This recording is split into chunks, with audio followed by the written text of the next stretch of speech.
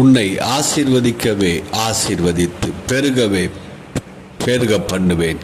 யாரை கர்த்தர் ஆசீர்வதிக்கிறார்? தன்னுடைய நிலையை அறிந்து தன்னுடைய பிழைகளை அறிக்கை செய்கிறவனை கர்த்தர் ஆசீர்வதிக்கிறார்.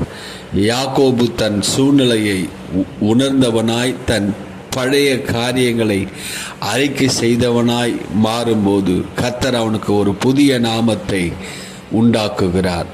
அவனை தான் கர்த்தர் சொல்லுகிறார், இஸ்ரவேலை ஆசீர்வதிப்பதே கர்த்தருக்கு பிரியம்.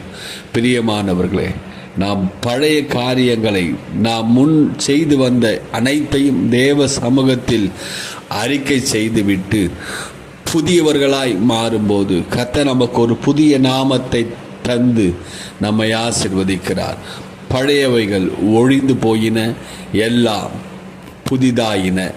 அப்படிப்பட்டதான ஒரு புதிய ஜீவியத்துக்குள் நாம் வாழும்போது கர்த்தர் நம்மை ஆசீர்வதிக்கவே ஆசீர்வதிக்கிறார். முந்தினவைகளை நினைக்க வேண்டாம், பூர்வமானவைகளை சிந்திக்க வேண்டாம். இதோ நான் புதிய காரியத்தை செய்கிறேன். பழையவைகளை நீங்கள் யோசித்து திகைத்து கலங்கி நிற்க வேண்டிய அவசியமில்லை. நீங்கள் கிறிஸ்துவுக்குள் வாழ்வீர்களானால் கர்த்தர் உங்களை ஆசீர்வதிக்கவே ஆசீர்வதிப்பார். காலம் செல்லாது. இதோ இயேசு சீக்கிரம் வருகிறார். ஆயத்தமாவோம், வாருங்கள்.